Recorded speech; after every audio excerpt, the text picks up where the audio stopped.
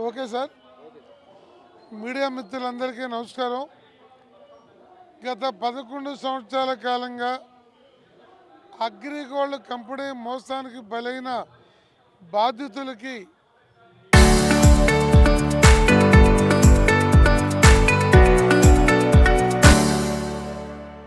ఆంధ్రప్రదేశ్, ప్రధానంగా విజయవాడ మీడియా ఇస్తున్నటువంటి మద్దతుకి ముందుగా మీ అందరికీ ధన్యవాదాలు తెలియజేస్తున్నాం. విధి లేని పరిస్థితుల్లో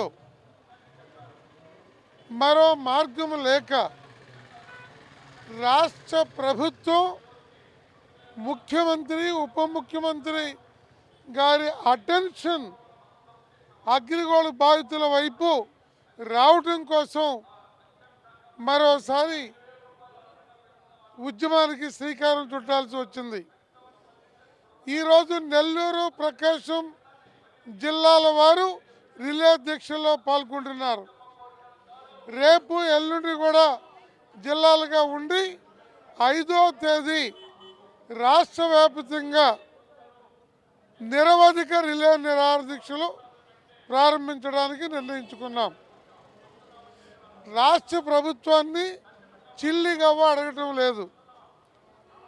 ఈ ఏజెంట్లు, కస్టమర్లు తమ కష్టార్జితాన్ని మోసపోయి అగ్రిగోల్డ్ యాజమాన్యం చెప్పిన తీయని మాటలు నమ్మి 7,500 కోట్ల యజమానులుగా వాళ్ళని పెంచడానికి వీళ్ళ కష్టమే కీలకం. అలాంటి ఈ పరిస్థితుల్లో బాధితులకి న్యాయం చేస్తామని చెప్పినటువంటి ప్రభుత్వాలు పదే ఇబ్బంది పెడుతూ వచ్చినాయి. ఈ ప్రభుత్వం ఎన్నికల ముందు మేనిఫెస్టోలో పెట్టి బాధితులకి పూర్తి న్యాయం చేస్తామని, ఆస్తులు అమ్మి చెల్లిస్తామని చెప్పింది. కానీ దురదృష్టం, ముఖ్యమంత్రి గారు ప్రత్యేక కోర్టుని ఓన్లీ అగ్రిగోల్డ్ అంశం మీద విజయవాడ కేంద్రంగా వేస్తామని చెప్పి 8 మాసాలు దాటిపోయింది. కోర్టు అంగీకరించింది, ఫైనాన్స్ డిపార్ట్మెంట్ దగ్గర పెండింగ్లో ఉంది. అలాగే సిఐడి డిపార్ట్మెంటు వివిధ స్థితులకు వెళ్ళిపోతుంది. మేము ముఖ్యమంత్రి గారు చెప్పాం, ఓ 30-40 మంది మంచి టీము, ప్రస్తుతం ఉన్న అధికారులు, రిటైర్డ్ అయిన మాజీ సిఐడి అధికారులతో ఓ మంచి టీం వేయండి. రాష్ట్రంలో ఉన్న ఆస్తులన్నింటినీ కూడా పరిశీలించి అమ్మకానికి సిద్ధం చేసి మార్కెట్ ధరను కూడా క్లియర్గా ఫైనల్ చేయించమని అడిగాం. కానీ ఆ టీము వేయటానికి రూపాయి ఖర్చు లేదు. ఇంతవరకు ఆ టీం అనేది ఏర్పడలేదు. మూడవది, అగ్రిగోల్డ్ యాజమాన్యం 4,000 కోట్ల ఆస్తుల్ని వాళ్ళ పిల్లల పేరు మీద, వాళ్ళ బినామీల పేరు మీద దాచుకున్నారు. ఆ దాచుకున్న బినామీ ఆస్తుల్ని బయటికి తీసి అటాచ్ చేయమని అడిగాం. మరో అంశం ఏమంటే, యాజమాన్యం అవ్వా వెంకటరామారావు చైర్మన్, అవ్వా సీతారామారావు ఫక్తు ఈ కాలపు పరమ కిలాడీలు. మేము ఉద్యమం ప్రారంభిస్తాం అన్నప్పుడల్లా మేము ఇవ్వాలనుకున్నాం, ఇచ్చి చచ్చిపోవాలనుకున్నాం, త్వరగా న్యాయం కావాలని దేవుణ్ణి కోరుతున్నాం అంటున్నారు. కానీ వారిని సూటిగా మీ ద్వారా అడుగుతున్నాం, ఈ రోజు నుంచి 6 అయినా 7 అయినా ఈ దీక్షలు 5 నుంచి పోలీసులు కాదంటే ఇక్కడ ఆత్మార్పణ చేయడానికి కూడా సిద్ధంగా ఉండి రాష్ట్ర వ్యాప్తంగా వస్తున్నారు. ఈలోపు యాజమాన్యం హైకోర్టు దగ్గరకో, ముఖ్యమంత్రి గారి దగ్గరకో వెళ్ళి ఈ 4,000 కోట్ల ఆస్తుని ఇచ్చి లీగల్ లిటిగేషన్లన్నీ మానుకొని సర్వహక్కులు ఇస్తున్నాము, మీరు ఆక్షన్ పెట్టండి, బాధితులకు ఇవ్వండి, మిగిలిపోతే 4,000 కోట్లు 5,000 కోట్లు మాకు ఇవ్వండి అని చెప్పి అటు కోర్టు కన్నా చెప్పండి, ప్రభుత్వానికన్నా చెప్పండి అని అడుగుతున్నాం.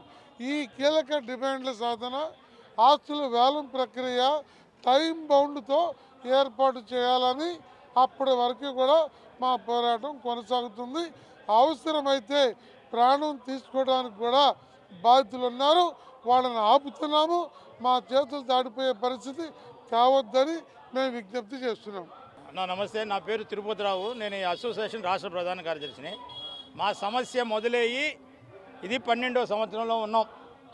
ఒక పక్క అగ్రిగోల్డ్ ఆస్తులు వేల కోట్ల రూపాయలు ఉన్నాయని అధికారులు, నాయకులు, యాజమాన్యం ఘోషిస్తూ ఉంది, కంటికి కనపడతా ఉన్నాయి. అగ్రిగోల్డ్ యాజమాన్యం ఎవరైతే దొంగలు ఉన్నారో వాళ్ళు ఈరోజు ప్రశాంతంగా తిరుగుతూ ఉన్నారు, హ్యాపీగా వాళ్ళ ఇంట్లో ఫంక్షన్లు చేసుకుంటూ తిరుగుతూ ఉన్నారు. ప్రభుత్వాలు ఏమో మారుతూ ఉన్నాయి. కానీ ఈ రాష్ట్రంలో 10 లక్షల మంది అగ్రిగోల్డ్ కుటుంబాలు చావుకు దగ్గరగా ఉన్నటువంటి పరిస్థితి. మాకు వ్యవస్థ మీద కోపం వస్తుంది, బాధ వస్తుంది, తిరగబడాలనిపిస్తుంది, అవసరమైతే ఆత్మహత్యలు చేసుకోవాలనిపిస్తుంది. ఆస్తులు ఒక పక్కన ఉన్నాయి. 40 సంవత్సరాల చరిత్ర ఉన్నటువంటి పెద్ద నాయకుడిగా చెప్పుకోబడుతున్నటువంటి వ్యక్తి ఈరోజు మాకు ముఖ్యమంత్రిగా ఉన్నాడు. ప్రభుత్వ సొమ్మును మేమేం అడగట్లా.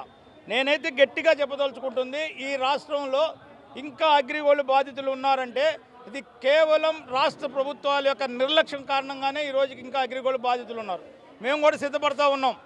ఈ 2, 3, 4 తేదీల్లో రిలే నిరాహార దీక్షల ద్వారా మా బాధను ప్రభుత్వం దృష్టికి తీసుకెళ్తున్నాం. ఈ 4వ తేదీ నాటికి కానీ ప్రభుత్వం సరైన నిర్ణయం తీసుకోకపోతే మేమేమీ అడగట్లా. మా ఆస్తులు వేలం వేయమండి. ఆ వేలం వేసే ప్రక్రియలో ఈరోజు ఏలూరు కోర్టులో సమస్య ఉంది.